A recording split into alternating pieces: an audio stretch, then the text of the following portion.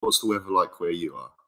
It is absolutely beautiful. I came home very sweaty from work, so I was very happy to get changed and kind of have a shower and chill out. So it's lovely here. Well, I guess that kind of takes us on a little bit to our conversation. I think that the first thing we should do is maybe if you can give us kind of a little bit of your professional background, I guess, just to set the scene for us about what you do, where you're teaching, so that people can really get an understanding from where each of us are coming from. Yeah, no problems. So I'm currently in my third year of teaching. I teach a mixed year five and six class in York. They are absolutely lovely. I'm also a computing PSHE and wellbeing lead. So I'm very big on teachers being able to kind of express themselves, have their own well-being, and be able to kind of feel safe in their own environments and the environments that they work in. I really, really love like kind of teacher fashion. I'm obsessed with it. I I'm so involved with it that I set up my own Instagram about kind of sharing what kind of clothes I wear. And yeah, so I'm relatively new to the profession, but I feel like I'm kind of well established in my school now. And as I teach primary school, it's a very different experience, I imagine, to lots of secondary school teachers.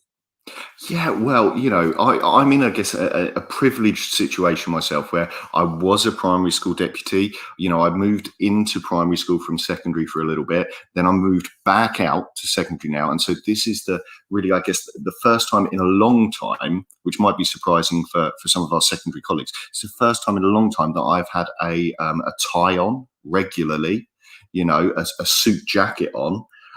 Because as a primary school teacher, even as a deputy, it wasn't something that I naturally had. So if I describe today, for me, I was, and this might shock you, I guess, Adam, if we're talking fashion, it was a grey suit and a navy tie, a white shirt, and that was it. But on a hot, muggy day, that tie around my neck felt tight.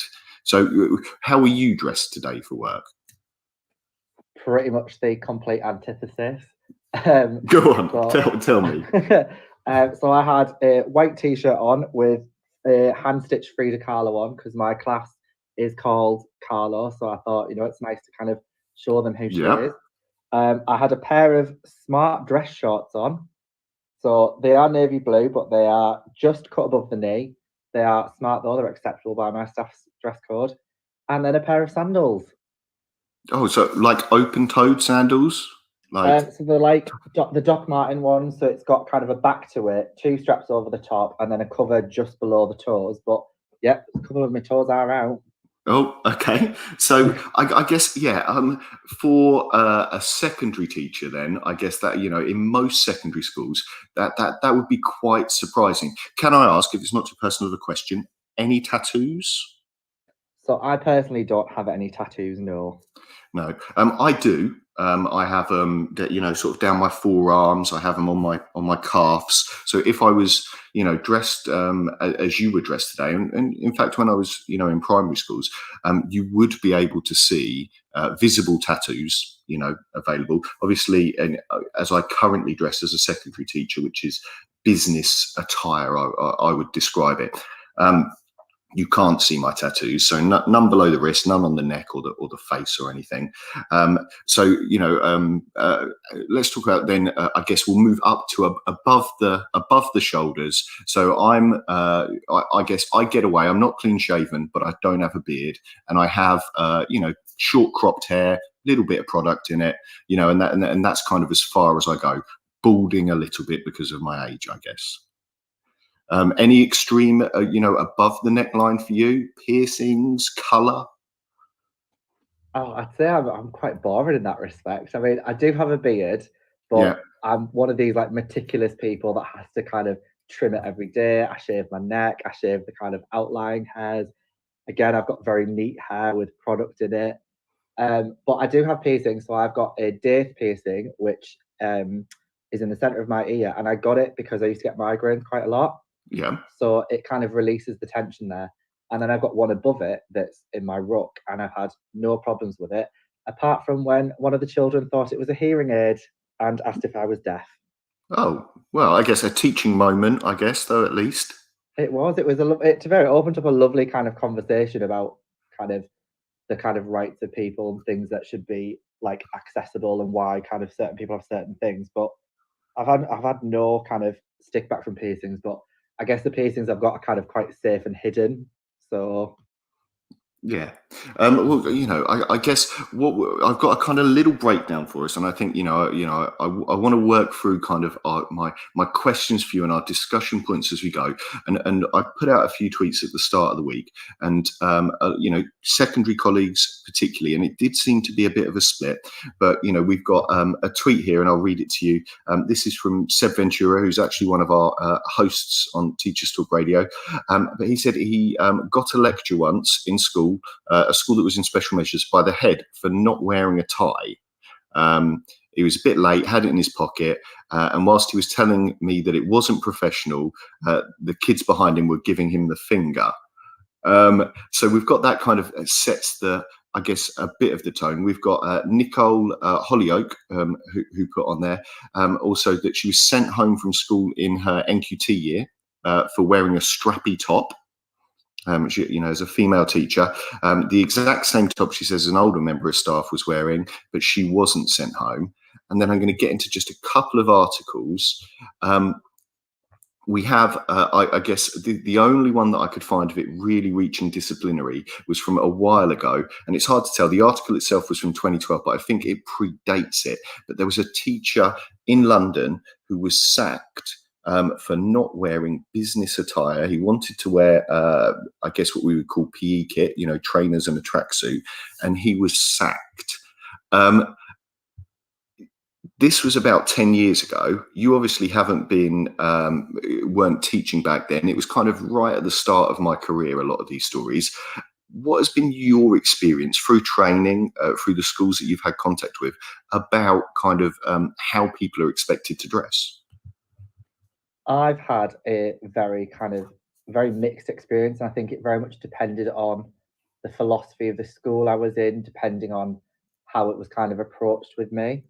So during my training year, because I didn't want to put a foot wrong, because you're obviously a very shy, kind of bright-eyed, bushy-tailed individual that kind of wants to do everything right, I was very much I would wear formal trousers, I would wear shirts, and it's very much not me. I don't like that. It's why I couldn't do secondary. It's why I do primary rather than secondary, because I feel quite uncomfortable in it. Yeah. And I feel it's like I've always been really interested in what formal attire is for men versus what formal attire is for women, and kind of trying to bridge a gap between them.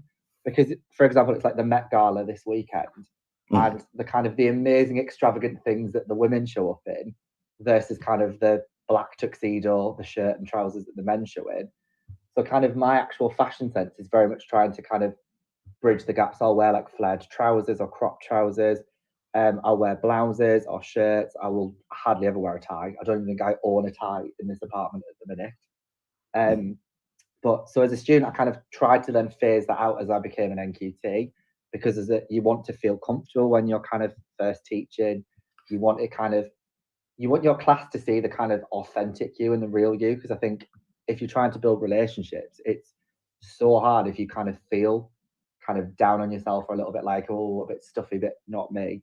So I kind of brought those things in, and everything I wore, nothing was ever in my eyes or in most of my colleagues' eyes inappropriate. But the first school I worked in, I had 2 occasions where a member of staff had complained about what I was wearing. And both times it was the same pair of trousers. It was a pair of pink culottes that were kind of low-waisted, and I always had a shirt tucked into them. And it was said to me that it wasn't deemed appropriate because it was too bright, too shocking, and something that a man shouldn't wear.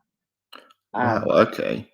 yeah, that phrase kind of really stuck with me, because I was like, so would it be an issue if a female member of staff were to wear these trousers? Because I'd actually bought them from the kind of M&S female workwear section. So they would be branded as workwear, they were sold as workwear. I obviously bought them as workwear. So it was kind of a very strange kind of approach to it. And obviously when you're at NQT, any setback that you get, you take to heart, you take it really personally. So I kind of was like, oh, what do I do? What do I do? And my lovely TA at the time, and I cannot thank her enough, basically said to me, she was like, your individuality is what makes you such a good teacher. It's what the kids really warm to. It's how the relationships have really built. So don't ever lose that. And kind of, you've had one complaint of the same member of staff twice, so never really think about that. And then in my new school, it's kind of, the way I dress is really being embraced, to the point where I've helped to kind of rewrite the new dress code policy to make it more equal. I've kind of removed men should, women should, to just everybody should, because I think male and female staff should be held to the same standard, and we should be held to some form of professional standard, but we shouldn't kind of pick and choose or cherry pick kind of what men should adhere to and what women should adhere to, because in like our modern world, it's not as black and white to be men should do this, women should do this, because there are millions of people that maybe don't fit within that binary, or maybe feel that some days they might feel one way and some days they might feel another way. So it's kind of, it seems almost archaic in a way to kind of force this boundary on people through a dress code. So I think for me, it's very much dependent on the environment I'm in. And I think when I've been allowed to kind of dress the way I want to and feel a lot more comfortable within the classroom, I definitely know my teaching has improved. I know that my relationships with the kids has improved, which means my behavior management has improved. So I think that's been my experience really. Kind of, I finally found a groove where I feel comfortable, and it's made me into a better teacher, I would say. Yeah, I mean, it certainly sounds like that you kind of, you kind of blossomed, I want to say, or have found your feet in that. For me, grey suit man probably won't surprise you that when I changed my style, and I was very much like you. I think that NQT year, the teacher training in particular. I remember people saying to me, you've got to wear a tie. Make sure you've got to wear a suit. Make sure it's smart. Got to look smart. And all of those things. And I remember that sort of coming through. And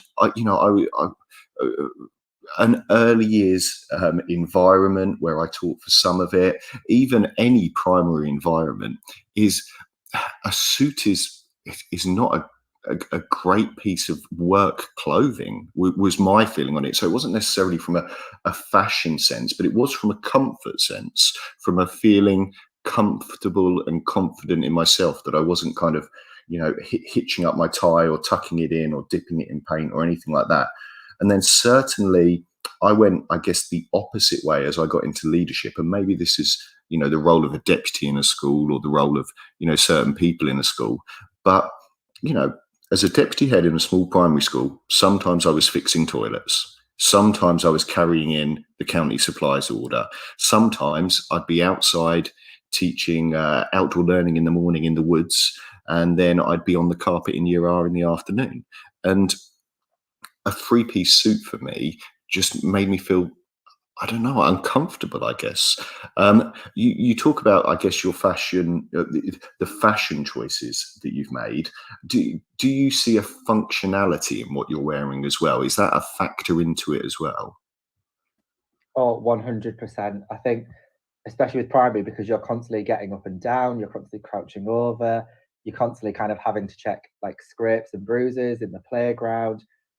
You're getting involved with, say, art or drama or PE or whatever it is. So I always go for like quite flowy trousers because I can move in them easily. And I think if I had a formal suit on and a tie on, it's not practical in a primary school environment at all. And like you said, especially when you're in a small school, so I'm in quite a small school, your role varies day to day depending on what you've been asked to do. And a suit, you can't do it all in a suit. It's too restrictive. And then as soon as you take that blazer off and you undo the tie, it's almost like, well, what was the point of me wearing them anyway? So yeah, I do think comfort and functionality definitely play a role. It's like I live in trainers or sandals, for example. I hardly ever wear proper shoes, and if I am wearing what's deemed as proper shoes, I'd wear Doc Martens or boots. So again, and it's that case of, because I'm on my feet constantly, I'm bending up and down, I'm running down corridors, I'm doing playground duty, I'm doing PE, and it's easier, it's more practical, and it means that I'm not losing learning time to kind of swap shoes over or to go and change at lunchtime, and I'm actually enjoying my lunch break. So I would definitely say, especially in a primary school environment, functionality is so important with what you wear.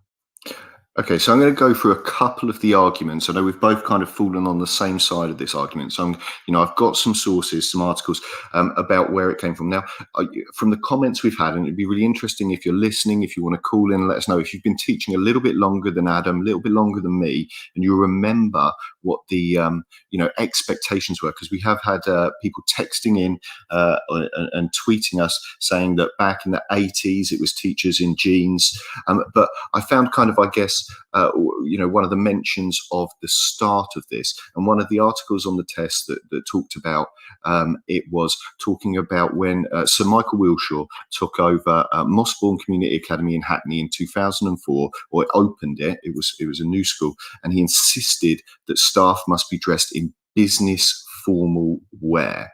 And certainly in another article that I found, there was a head teacher called David Sashnell, who said that the dress code when he was head at Cowes High School, he wanted a clear standard of professional, and these words keep coming up. Teachers are professionals, and there are conventions and standards of dress that go with that.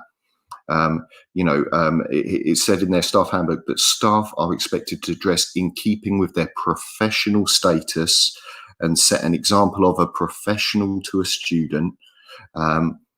Teachers are expected to dress formally. So I guess that kind of takes us on to, I guess, and as I say, if you are listening in and you have a point from maybe you were teaching in the 80s or the 90s, because it does seem to be around the 2000s that there was a bit of a shift in this. Adam, I guess the question I'm asking you is, do you feel like a professional? Do you think you're giving the show of a professional in the way you dress? I'd like to think so, yes. I think this idea of a professional is a very kind of classist idea for me, because in my head, anybody that has a job is a professional person.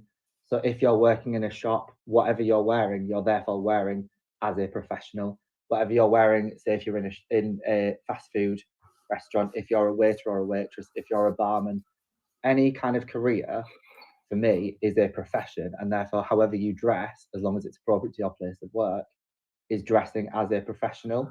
And I would say kind of a lot of the clothes I wear are very akin to what you would see retail staff wearing, for example, on the high street.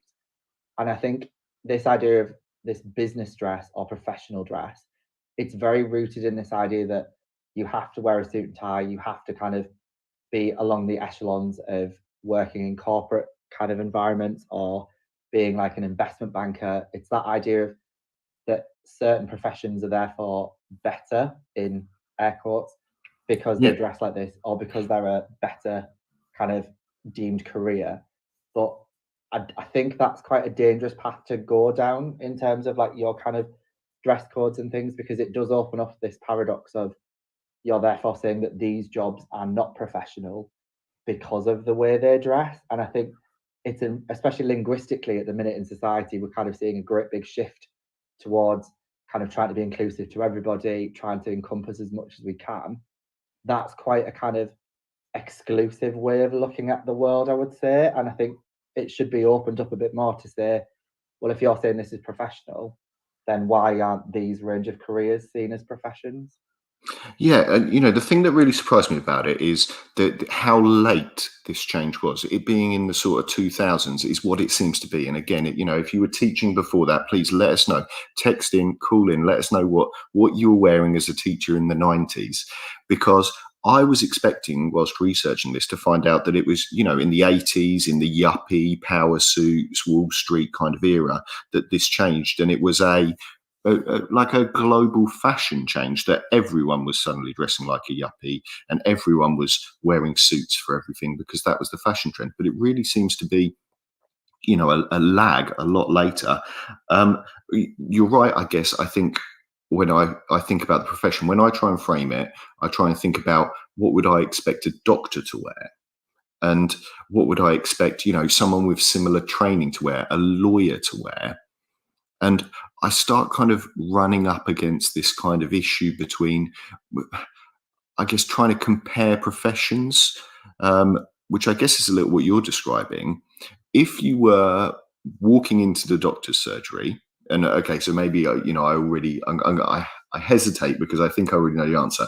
Would you feel comfortable and confident if you went into, see a consultant at the hospital and they were dressed as you dress to teach?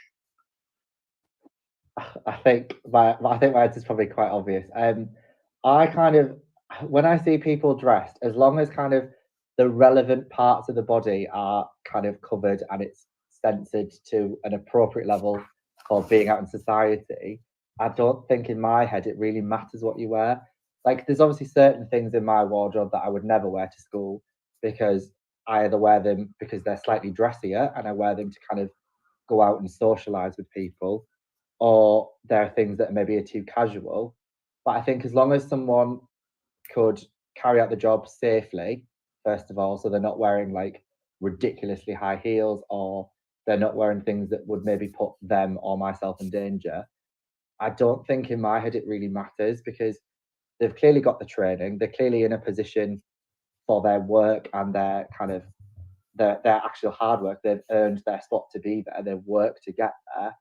So I think in my head, it doesn't really matter. So I know even I went to the doctors before and I walked in and my doctor was just in black jeans, brown Chelsea boots, and like a pink top. And I was like, that's similar to what I'd probably wear to school. So in my head, it was like, yeah, it's absolutely fine because they're there to do a job at the end of the day and they're wearing something that allows them to do that job kind of in a manner that they feel comfortable in, but also in a manner that it doesn't prevent them from doing anything. So I would say I would be happy if I walked into a doctor's surgery and saw the doctor wearing pretty much the same thing as me. Okay, we've had a text in, and it's from Dorian in the chat, and just saying that if we expect our students to wear a tie, I would wear a tie.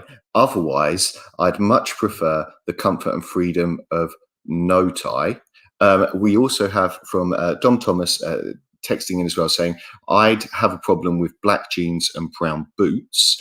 Now, we are going to go to an ad break, so I'm going to leave those two questions sitting there because when I come back from the ad break, I want us to talk about if students can't express their individuality,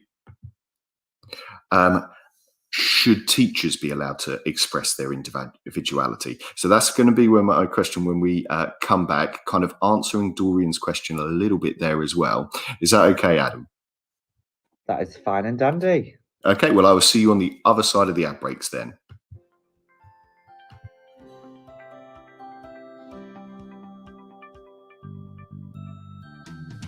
Creative Resources, made for teachers by teachers. At Creative Resources, we've been rethinking what a classroom can be.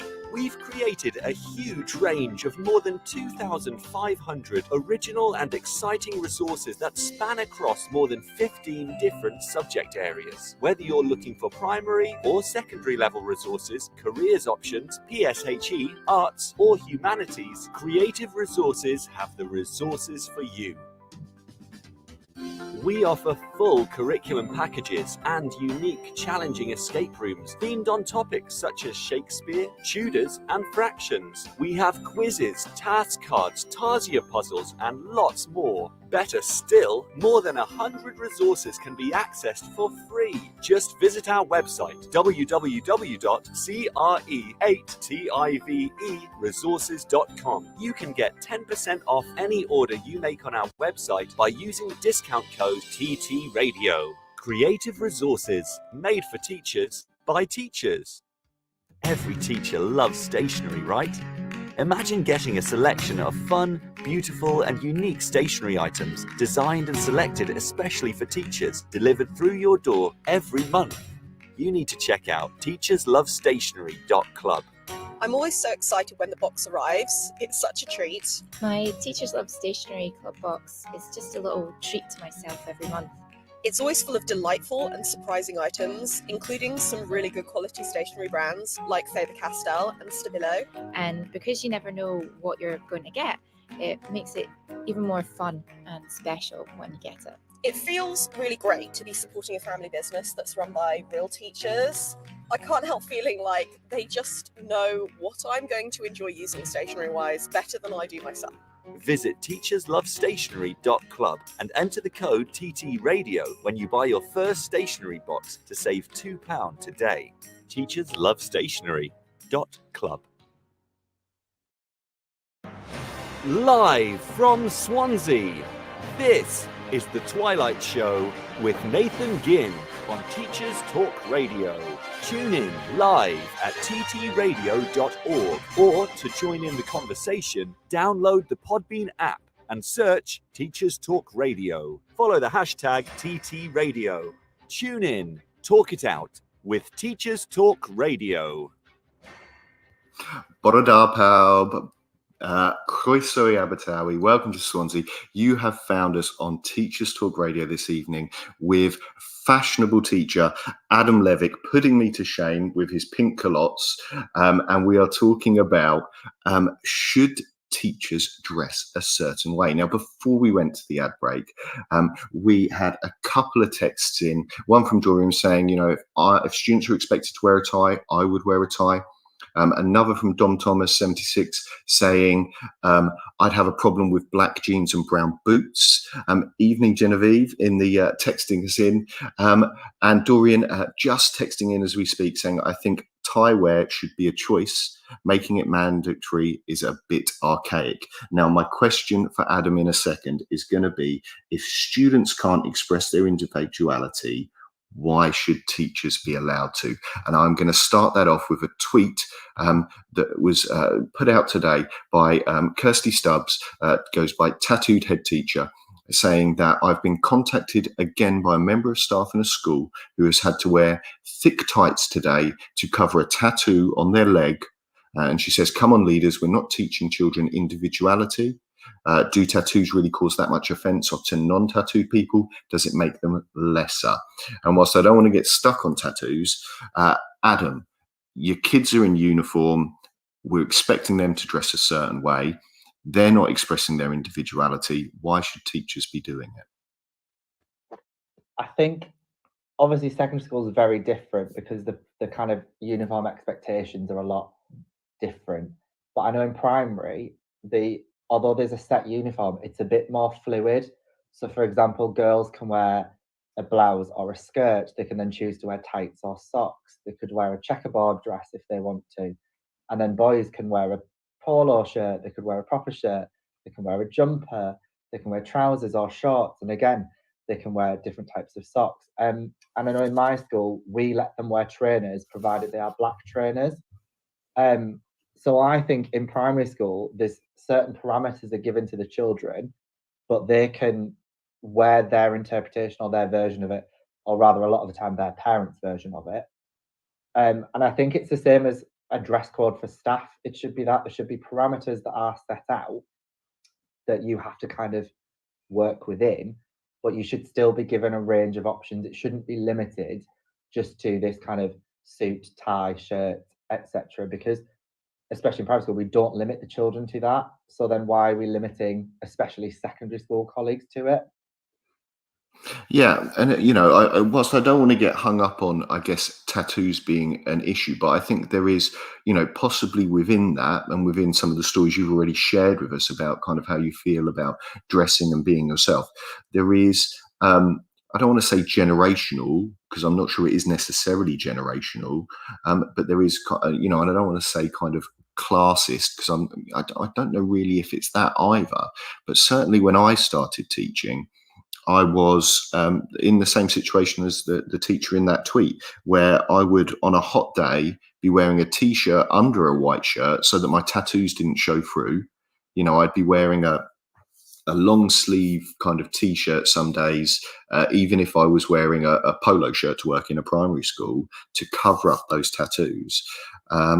And we've had a comment in here. I'm afraid user, you know, Wipe V2WC58 saying surely tattoos shouldn't be an issue unless they're inappropriate.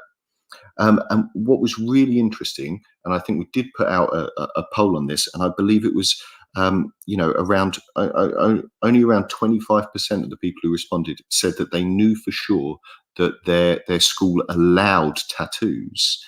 Dorian saying, slippery slope, what is inappropriate? Now, Adam, you said you'd just been through a process of rewriting, I guess, your schools, or looking at your school's staff dress code policy. How did you avoid that slippery slope then? Was it lots of description, a long list of things, or was it general and generic?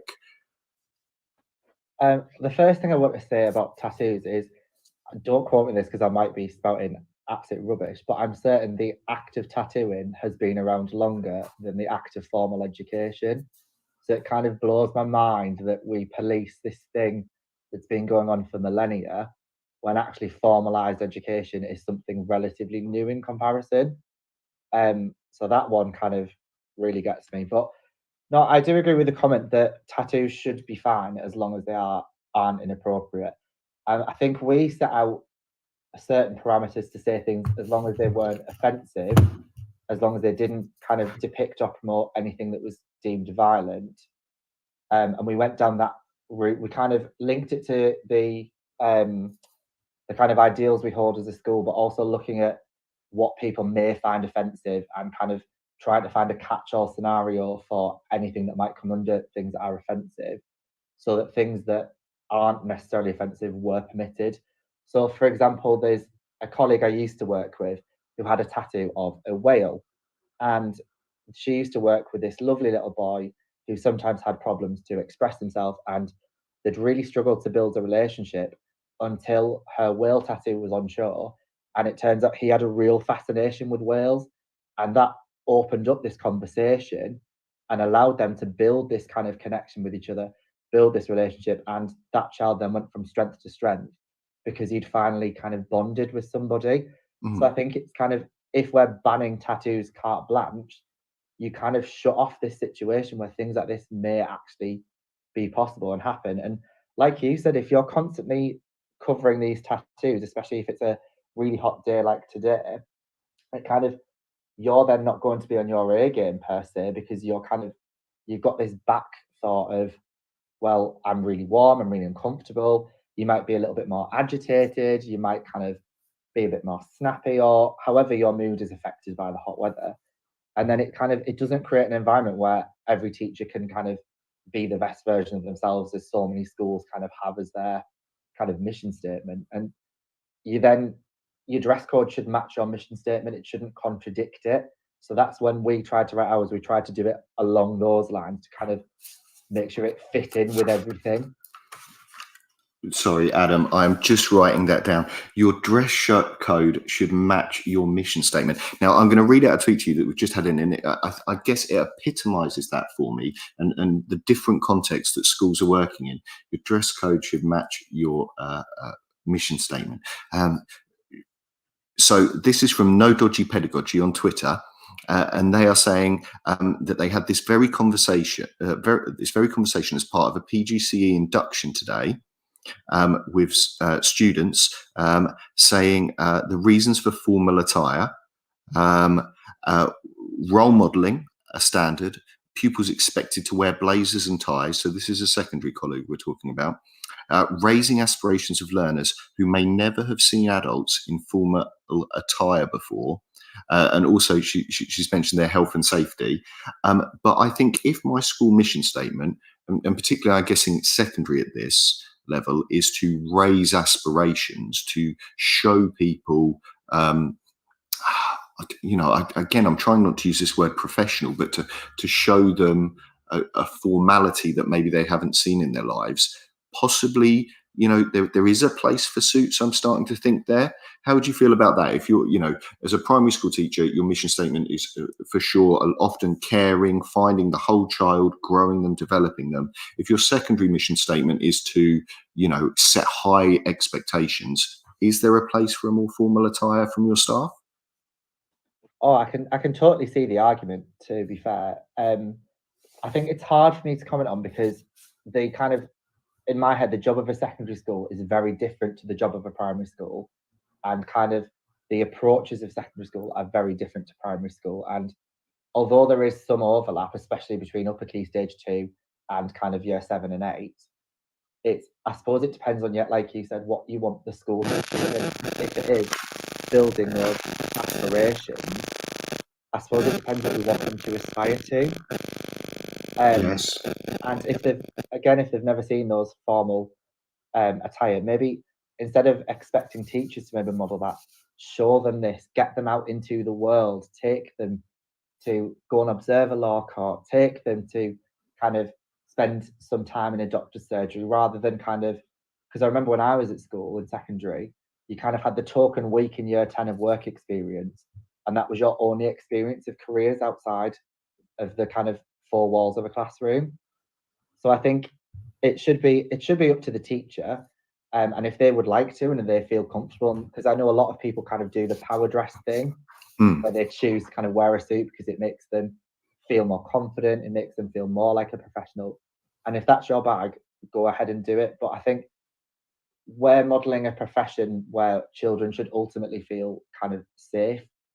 And sometimes I know, especially myself growing up, I kind of gravitated more to the female teachers because the formal suit would put me off. It would put me kind of on edge a little bit because it felt a little bit clinical, or it felt a little bit like there wasn't a warmth to it. Whereas a lot of the female teachers would be in, say, trousers and a blouse. I kind of felt more drawn to that because it seems more open. And like with me being a primary school teacher, our main mission obviously is caring for them, forming this whole child, letting them express themselves and learn who they are. That's kind of the approach.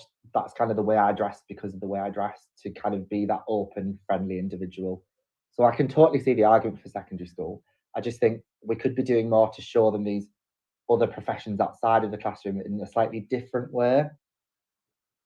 Yeah, we've got another comment here, and I just want to mention it. It's from WIPV2WC58 in the texted in, saying, I'm on a TT course. I'm guessing teacher training course currently, and there are trainees that have been told if they don't remove tattoos or piercings, they may go into schools and be told that they're not allowed in. I think there are some.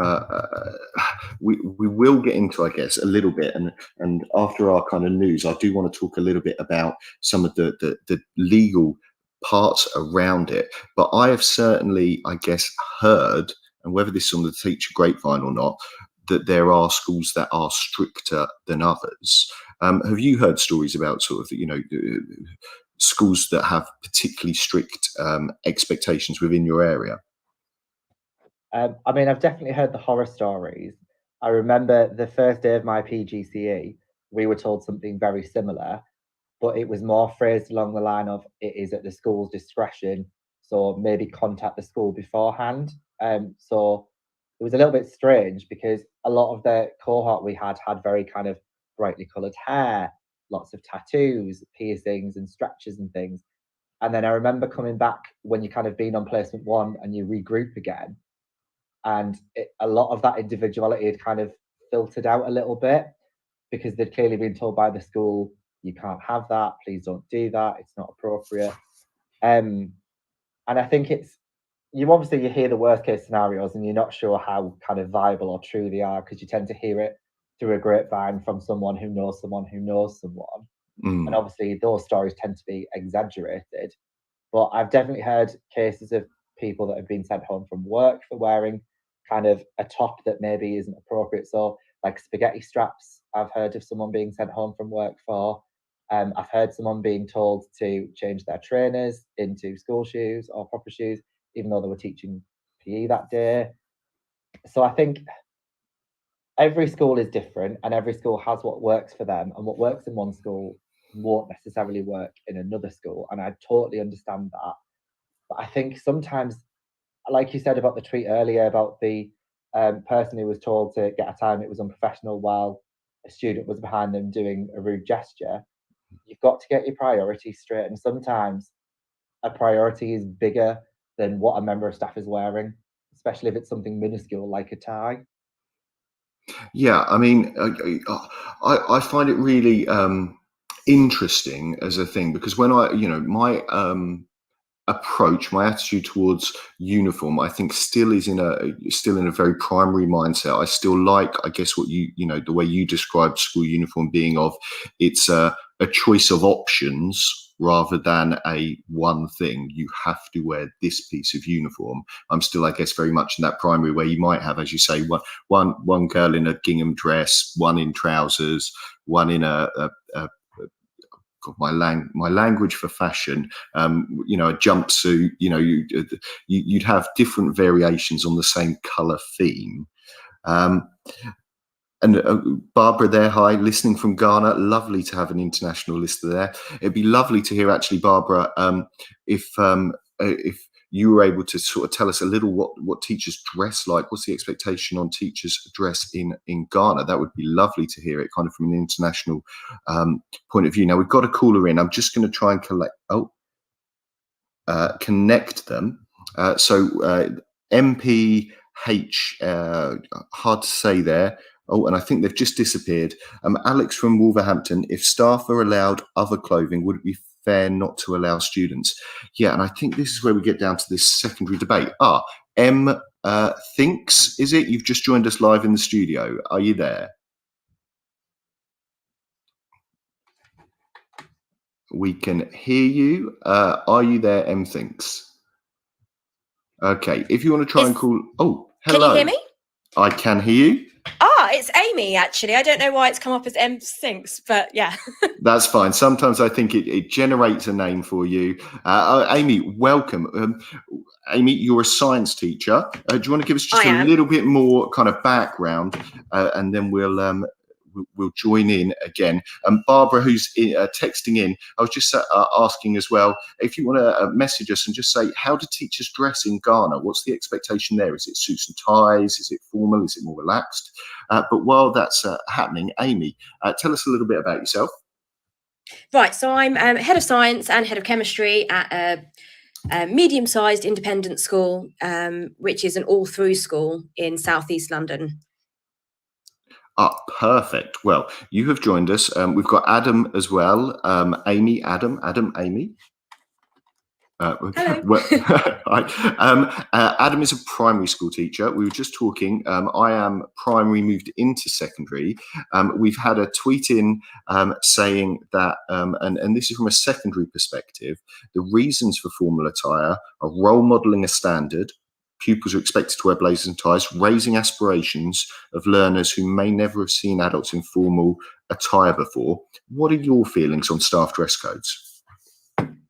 Yeah, I think they're really, really important. And I think, again, we are role modelling for students what will be expected in most formal settings. So, yeah, I think it's really, really crucial. And one thing actually that came up today with me and my colleagues where we were discussing about the difference between male and female dress codes. So I'm not sure whether you've talked about this already, but that's something that I think we need to discuss at some point. Yeah, no, certainly. We've talked a little bit, only about strappy tops possibly being an issue. But yeah, again, with two men as fashion conscious as Adam is, it is a little male heavy. What do you mean the difference between male expectations and female expectations on dress sense? Yeah, so I think it's very clear for a man. You're in a suit, you've got your tie with the top button done up, but for a woman, it's much more loose. So, for example, in my school, there are females who dress more casual smart, and there are some that dress super smart. So I think it's just trying to level out the playing field there. And I do think men and women, obviously, they're going to wear different types of clothing, but it needs to be the same, because I think we need to show the girls in school that men and women, despite their differences, should be held to the same standards. And I think sometimes that's not always the case in schools, which is a shame.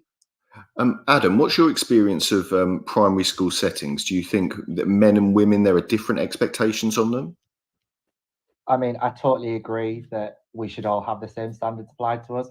So when we, as I was saying earlier, when we rewrote our dress code, we changed male staff and female staff to all staff, because I think all staff should have the same expectations placed on them. I think primary school, it tends to be a bit more lax compared to secondary school in terms of what's expected. But for example, I wore shorts today and a lot of my female colleagues were in dresses. Now, I personally wouldn't feel comfortable enough to wear a dress to school because it's just not me.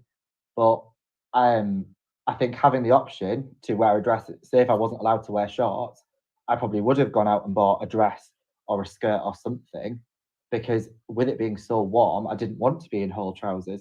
But I totally agree that a lot of, especially, I think the reason why I've kind of enjoyed it is because in primary school, there's never such a set boundary of what is and isn't considered professional. You kind of have to make your own judgment. I've kind of thrived under that, whereas I can see in a secondary school environment, with it being so black and white for a male and not so much for a female, it does create a discrepancy. And I think, especially as teachers, you should all be singing from the same hymn sheet. So we should all have the kind of, we're either all dressing one way or we're all dressing another way, regardless of our gender. Yep, and Amy, there was a brilliant thing that I think I really loved that Adam said earlier. That was your dress code should match with your mission statement, and I really like that as a kind of definition between the differences between primary and secondary schools. Maybe that this idea that actually if you are a school that is about finding the whole child, particularly primary schools, and I don't want to kind of stereotype them, but there's a lot more of that freedom of expression there, whereas in a secondary school you may, like our tweet I read out earlier from No Dodgy Pedagogy, be that you are looking to raise aspirations, to prepare them for a high aspirational workplace. Do you feel your dress code at your school, or feel free to talk about other schools if you don't want to talk just personally about yours, do you feel your dress code matches your mission statement for your school? Well, I think our dress code is not set in stone as it could be, but I would imagine that most people have an idea that it should be business wear. And I think if it is business wear, I think that does match our aspirations. And I think for secondary, it certainly should be like that for men and women. Primary, I can understand, might be a bit more loose because you might be playing with students. There might be more messy things going on. And again, the same in secondary. Perhaps if I was an art or DT teacher, I might think on some days I might wear less formal clothing, for example. But again, we are trying to show the students that, going forward in the future in the workplace, this is how you're expected to dress. And I think it should be about modesty for women, which I know might be a controversial statement, but role modeling what we're expecting. And for men, again, being modest and, being very formal in business attire. Okay, now I'm going to put out a question to both of you. We've had a reply from Barbara texting in just saying that teachers in Ghana are supposed to dress in a decent formal attire. Also, most people wear their traditional cloth attire on Fridays, as it's considered an official day. I quite like that, actually, kind of as a kind of meet in the middle, that we would have one day that was a formal day. I think my question for you both, before we have to go for the news, is going to be about hairstyles and haircuts. Now, I myself have had all different kinds of haircuts. I've been sort of shaved skinhead, I guess you would call it, down to a grade 1. But I was specifically told, not by my school, but by a colleague who worked at a different school, that when I had what was called a skin fade, so down to 0 by the ears and then faded up, that I wouldn't be allowed that as a member of staff at the school they worked in, which was a secondary school, because they considered it an inappropriate haircut, anything below a grade 3, I think it was. What would be your feeling on, I guess, the policing of staff haircuts? Let's go to Adam first. Oh, that's a tricky one. I think, in my experience, so I went through a phase in sixth form where I dyed my hair every colour under the sun possible, and I actually killed my hair at one point. It was horrible. And I think I'd never seen anyone like me growing up, so I'd never seen a model that was kind of quite queer, quite out there, very comfortable in themselves. And so I think because I'd never seen that, I didn't know what to model it on, and therefore went through this weird kind of experimentational phase, and it set my identity back, I think, because I was trying desperately to find who I thought I was, because I'd never seen anyone to look up to that kind of was a bit wacky, was a bit out there with what they wore and what they did.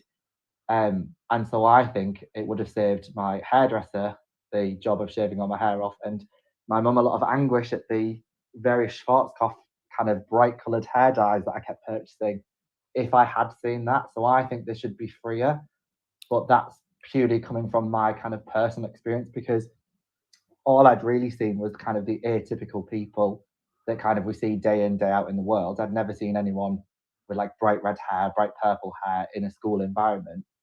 And I think it would help children, especially LGBT plus children, or children that maybe kind of identify as a bit out of the box or as a bit kind of different and beat their own drum.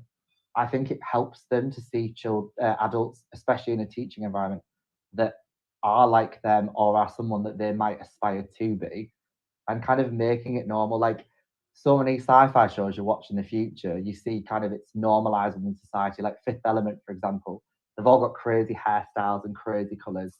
And I think if we are getting to this point in the future, why not be the models now to show them that, you know, these people do exist in the world. We're not living in such a sheltered kind of everyone is a blonde, a brunette, or a ginger anymore, and kind of embrace it, embrace who people are, and let people explore their own identity and not have to do it in a condensed window in sixth form and kind of kill your hair, but actually just embrace it and see it happen in a school environment, because we are role models for children. But why can't we be role models who show them that it's okay to express yourself?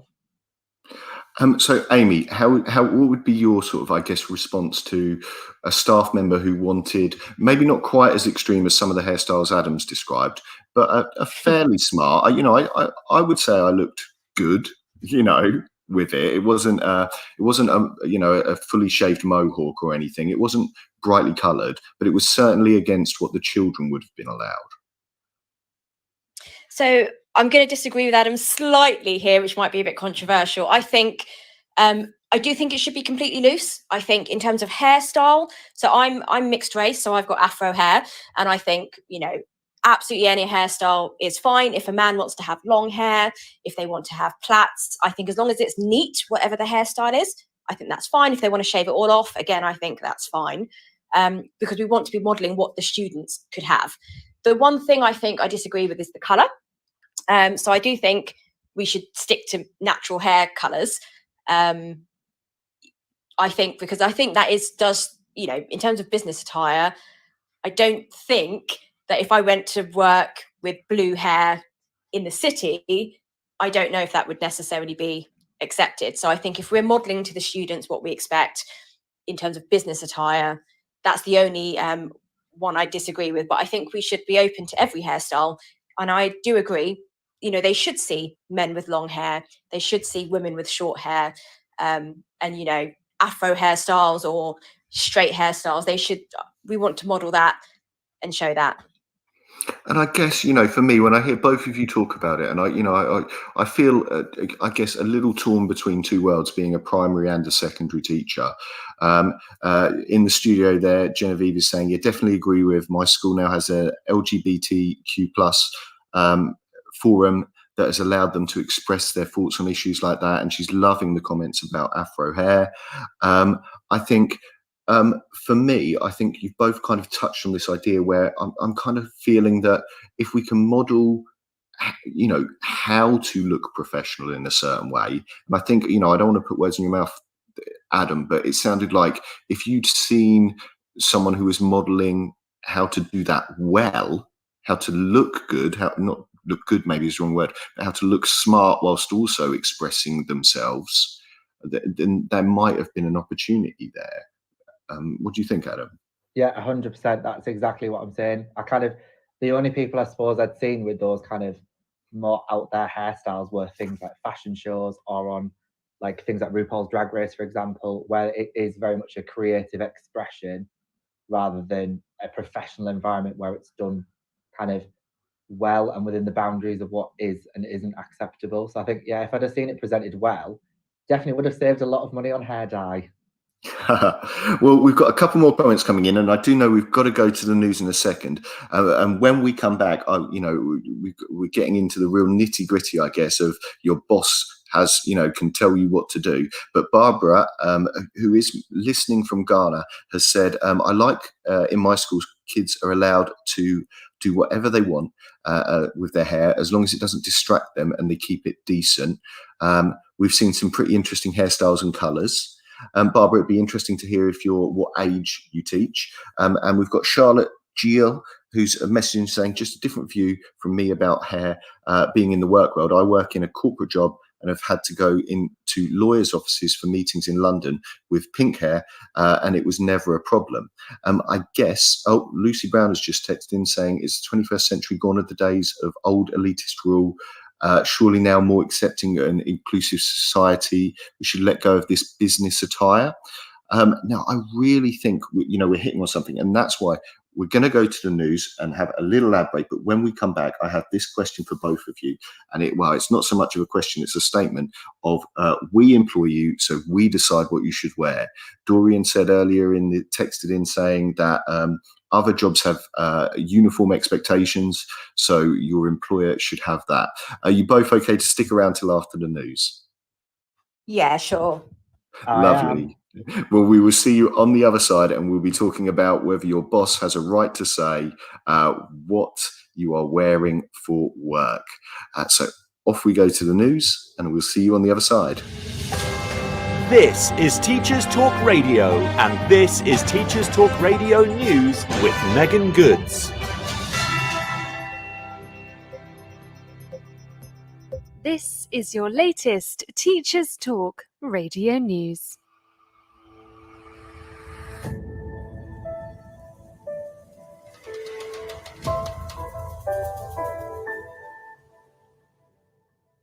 A new report published in The Guardian this week has highlighted a rise in extremist views and conspiracy theories amongst pupils in England.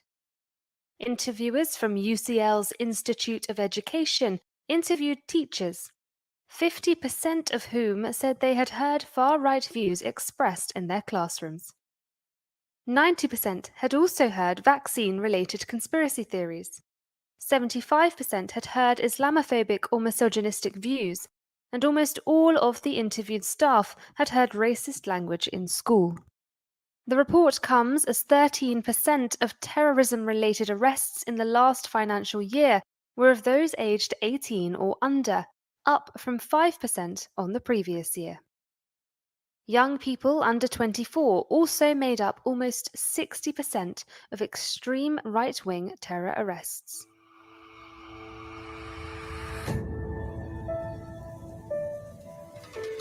Oakwood High School, a West London secondary, is rolling out a series of socialisation lessons to help students following the pandemic restrictions.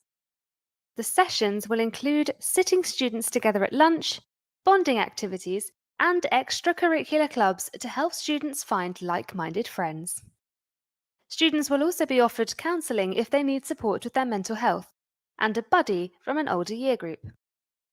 The head, Mr. Cowling, said, "As a school and community, we must do all we can to help our young people get back on the right track, both emotionally, socially, and academically." That was your latest Teachers Talk Radio News. Need support with your phonics teaching? Did you know Oxford University Press now has 3 DFE validated programs to help you? Read Write Inc Phonics, Floppy's Phonics, and the brand new Essential Letters and Sounds. Essential Letters and Sounds will get all your children reading well, quickly, using phonics books you may already have in your classroom.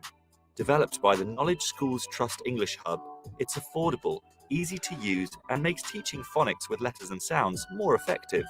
Whatever your school's phonics needs, Oxford has the solution.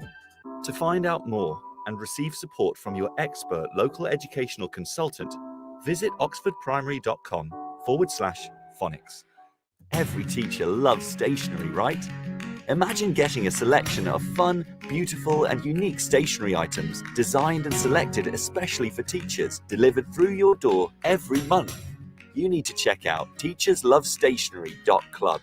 I'm always so excited when the box arrives. It's such a treat. My Teachers Love Stationery Club box is just a little treat to myself every month. It's always full of delightful and surprising items, including some really good quality stationery brands like Faber-Castell and Stabilo. And because you never know what you're going to get, it makes it even more fun and special when you get it. It feels really great to be supporting a family business that's run by real teachers. I can't help feeling like they just know what I'm going to enjoy using stationery-wise better than I do myself. Visit teacherslovestationery.club and enter the code TTRadio when you buy your first stationery box to save £2 today. teacherslovestationery.club. Live from Swansea, this is the Twilight Show with Nathan Ginn on Teachers Talk Radio. Tune in live at ttradio.org, or to join in the conversation, download the Podbean app and search Teachers Talk Radio. Follow the hashtag TTRadio.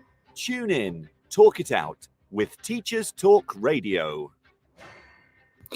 Borada Pawb, croeso I Abertawe. Hello everyone, welcome to Swansea. I'm here with Adam and Amy, and we are talking about should teachers dress a certain way.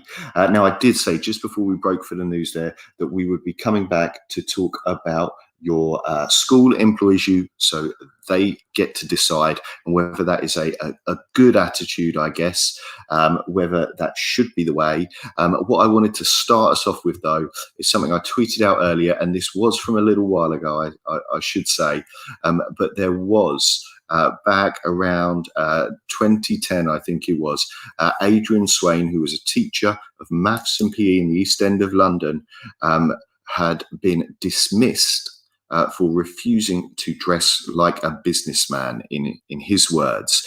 Now, it was, I believe, I guess overturned is the correct word for it, but it was challenged, and but it did happen, and we had stories, I guess, of people being sent home from work, where being told that they weren't dressed appropriately.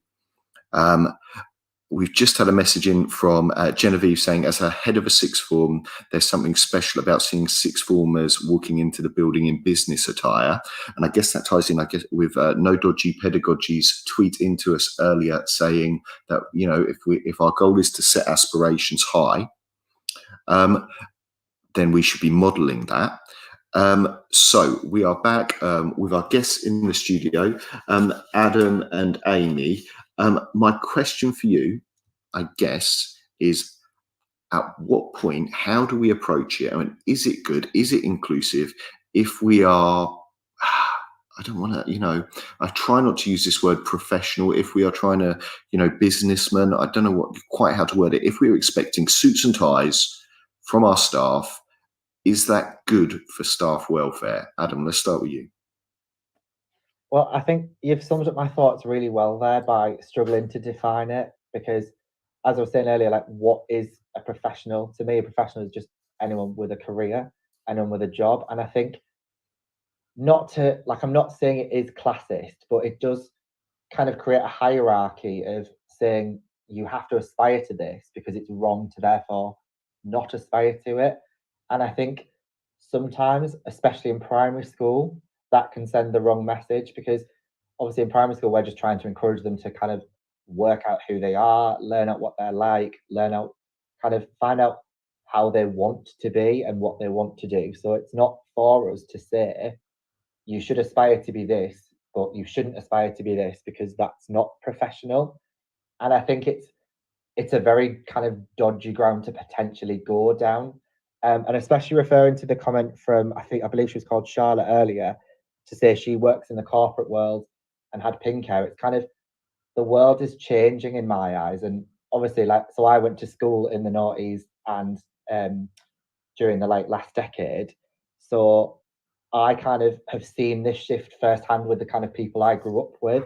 And a lot of them went off and got very kind of highfalutin jobs. And the dress codes have changed from what I remember them being. It's a bit more fluid and loose now.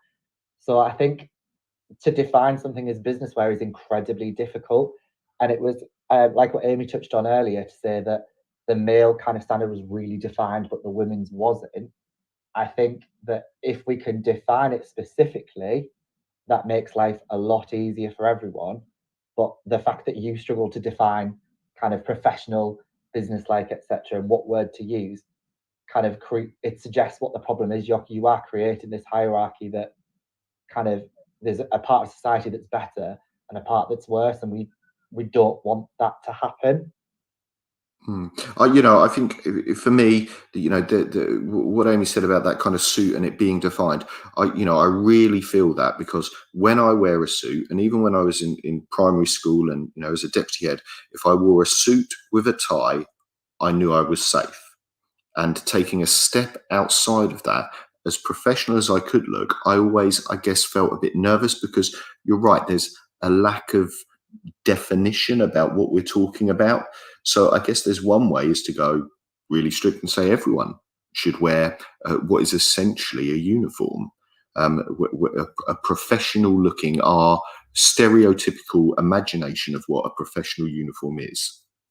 Amy, what are your thoughts on, I guess, the fine end of it, where we are having to tell staff off, I guess, or sending them home, and in this example, sacking a member of staff because they won't wear a suit? Is it that serious?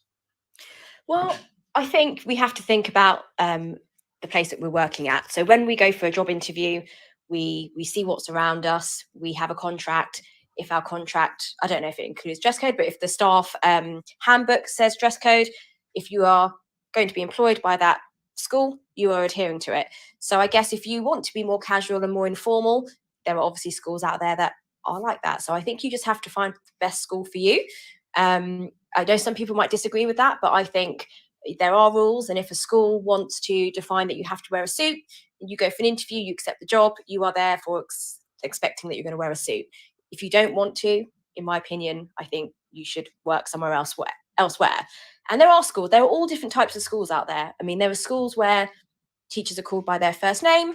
If you want that, you need to find a school where that's appropriate. So I think having a dress code is absolutely crucial for that school's ethos. If they want to set business wear, I think that's within their remit. I do worry about the sending home of a member of staff. I wonder, was the dress code changed? Because that might be different. So if you think you're going to a school where it's a bit more loose and then they change it, then I guess that's a different conversation. And I do think it is problematic to send a member of staff home for that. I do wonder whether were there conversations had. I don't really know the context behind that, but I think we should be adhering to the dress code of our school.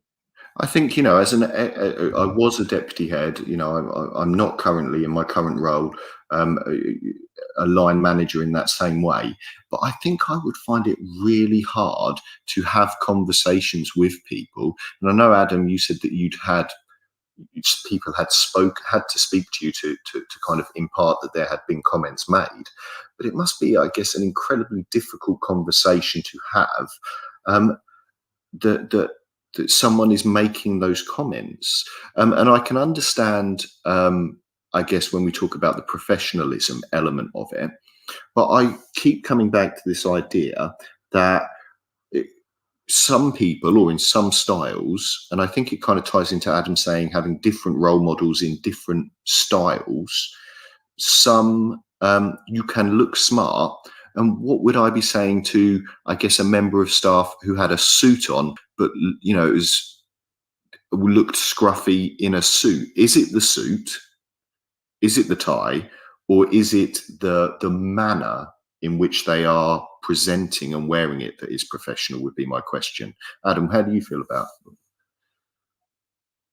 Yeah, that's a tricky one. I mean, first of all, I just want to say I do agree with Amy. When you accept a job, you accept the kind of dress code that is in place in whichever staff handbook you get. And I think it's important, if you kind of don't agree with it, it's important that you start those conversations, that you take that initiative to say, well, actually, I feel a little bit comfortable with this, or I want to improve this or change this. Because a lot of the time when you go to SLT, they are very open. They do want to hear your kind of feedback. They want to know what you're saying. So I think it is important to raise those points. I think, and I'll use my brother for an example here, and he'll hate me for it, but he, as my mum would say, looks like a sack of spuds no matter what he's wearing. So he could be in the most expensive suit and tie ever. He could be wearing t-shirt and jeans. He will look the same level of formal because of the way he carries himself and the way he looks.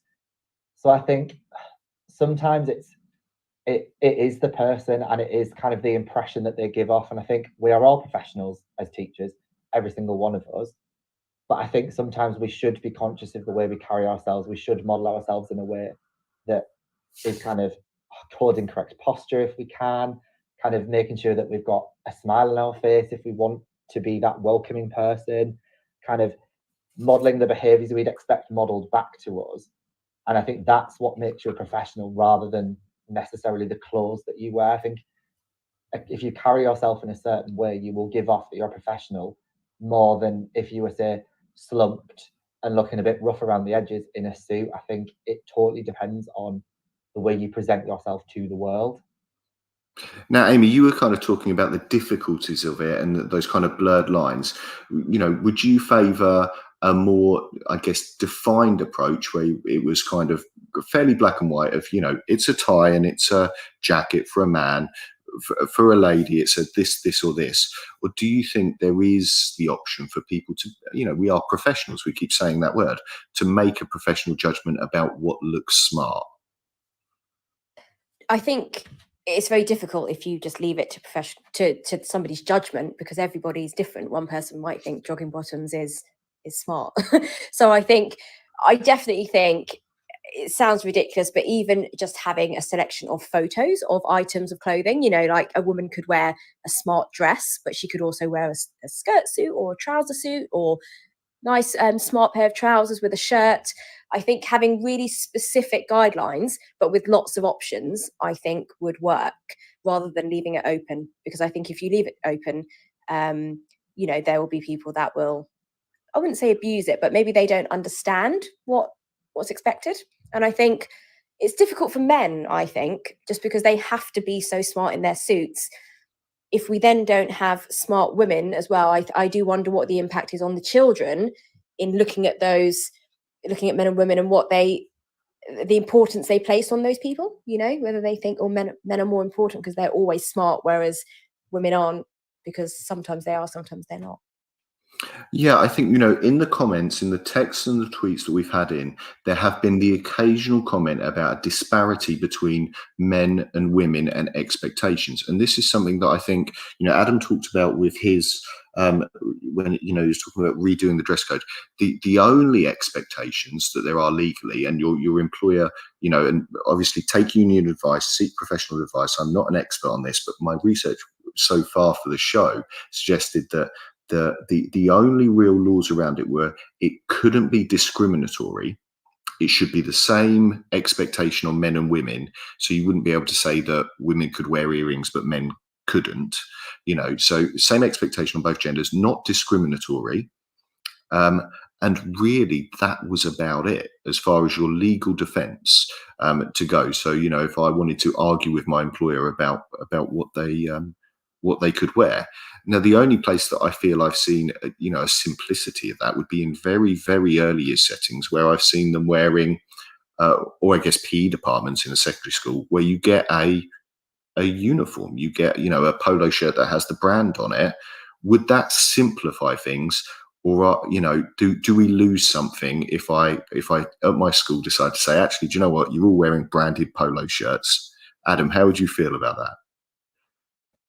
I suppose the first thing I want to say is when we changed our dress code, we made it all staff so that all staff had the same expectations.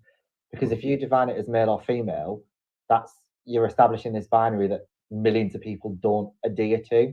So like I wore a jumpsuit, for example, one day for school. I made sure that in certain areas, due to my male anatomy, it wasn't gathered so that it was appropriate for work. But if you kind of set this idea of male and female, you then set this idea of anyone that doesn't necessarily comfortably fit into either of those, therefore is in this weird, ambiguous grey area.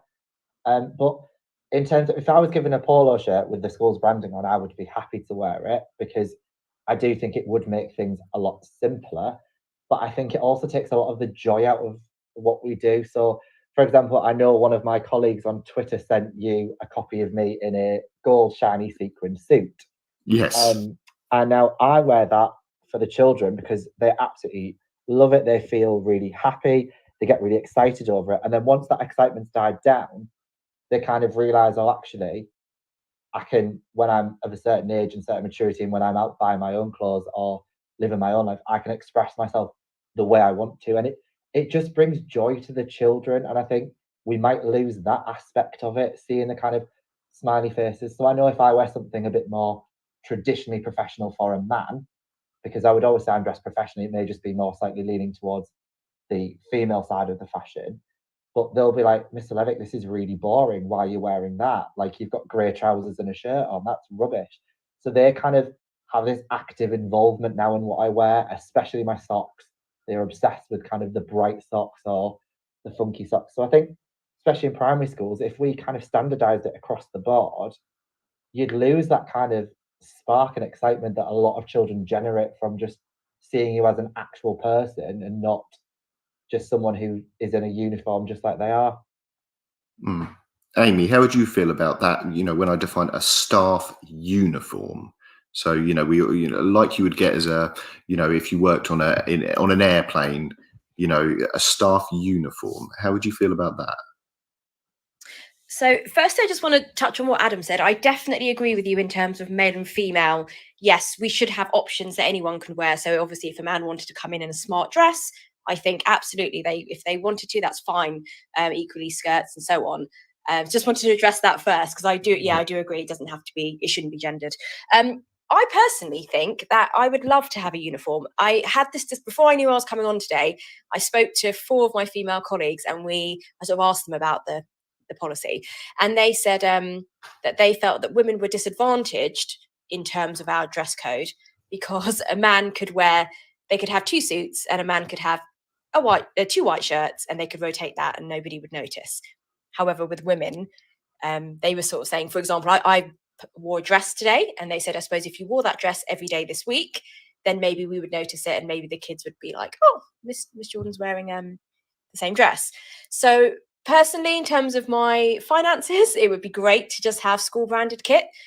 But I do agree with Adam in that then will limit my individuality.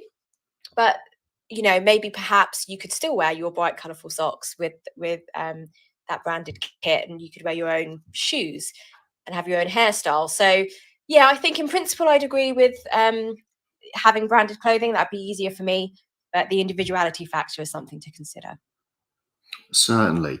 I really was against the idea until I said airplanes, and then I imagined a kind of pilot type outfit, and I was kind of like, actually they do look smart, they do look professional, they are trusted. I kind of swung myself a little bit, but you're right. I particularly, and I fall back to primary school, and I think I don't know, is it whether it's subject specific for me as well in my head, that I think that the personality of a teacher, and I am one of those teachers who believe that relationships are important in what we do, that it is a way that we express who we are, they get to know us as individuals, and they have to see a variety of people. And as a male in primary, I thought that was important too.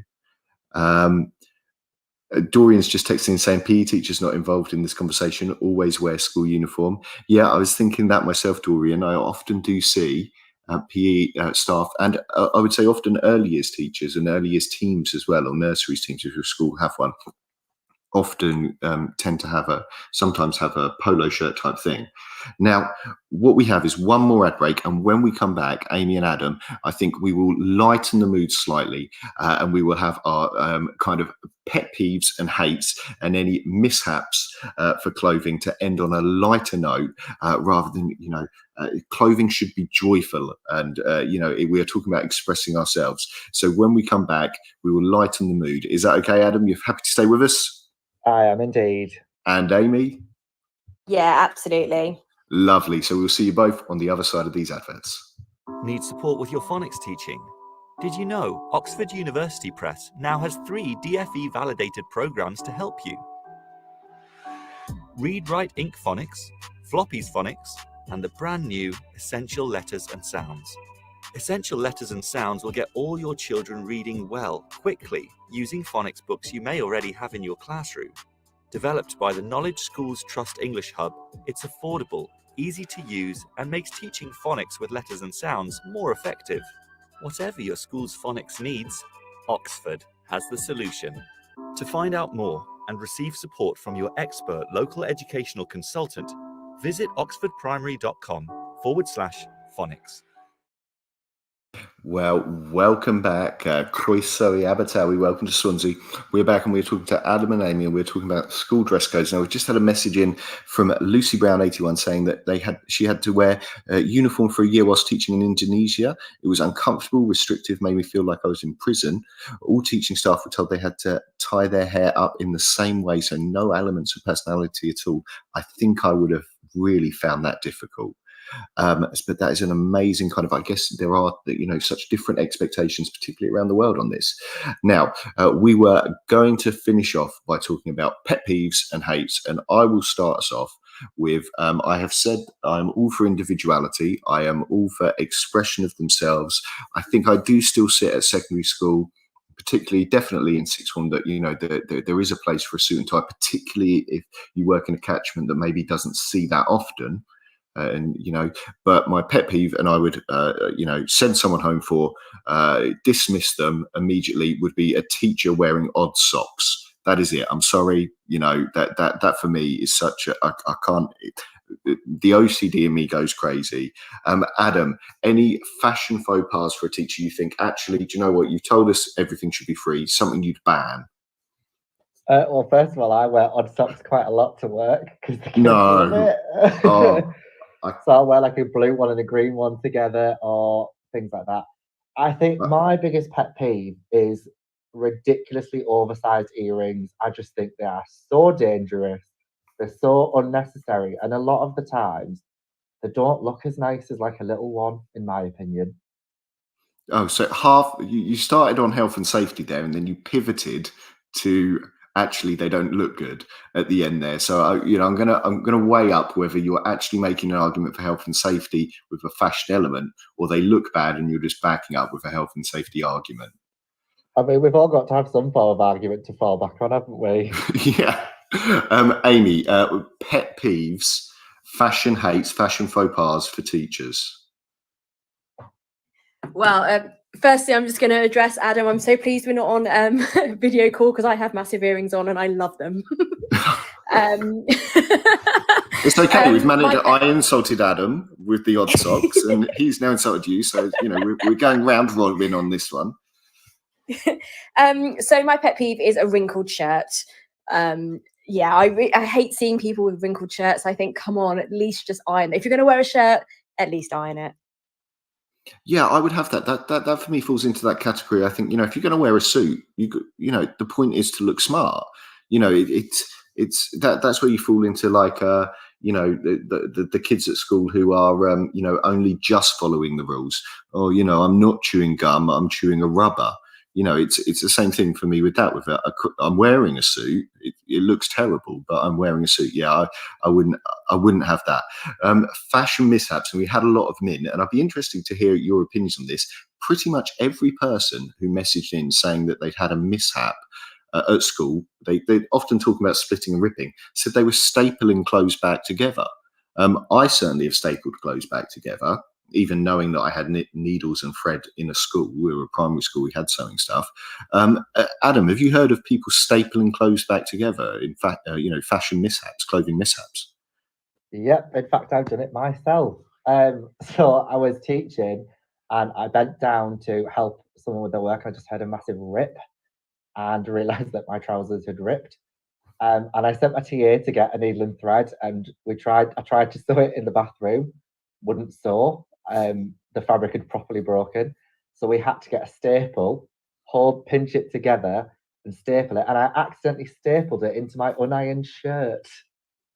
Oh wait, unironed shirts as well. Oh dear. Yeah. Amy, science as well. You are actually, clothing must play quite a health and safety role, I guess, in that, and hair and things possibly. Is it? Are there horror stories of ties going up in flames that you have for us?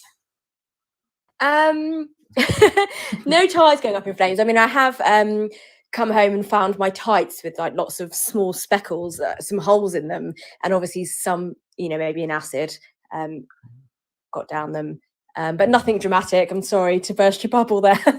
For me, Mostly tights. acid burning through your clothes is quite dramatic. I'm just going to put that out there. That actually, Okay. that's far more extreme than me and Adam stapling our split clothes back together.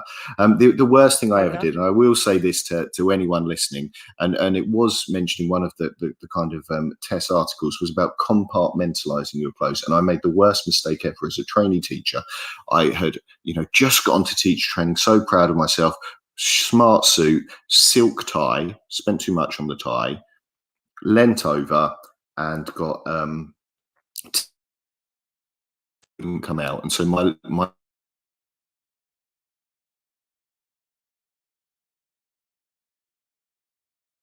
is, don't spend too much on your work clothes, particularly if you're a primary school teacher who's going to be on your knees and going to be leaning over paint trays. Don't buy a silk tie. That's my top tip on clothing for teachers. Adam, any last words? Oh, well, first of all, thank you for having me, would probably be my first last word. Top tips wise, I would say if you're teaching primary school, dress for the environment, wear trousers that you can actively move around in easier, and invest in a good pair of shoes that you know will last, because you are on your feet all the time, running around left, right, and centre. Fabulous. And Amy, any final thoughts or comments from you? I agree in terms of the shoes. Women, do not do it. Do not wear massive heels. It's not worth it. Get some nice flat shoes that look nice. Yeah. And also, if you are a science teacher, wear your lab coat. Just wear a lab coat over your clothing so that stops any acid burns.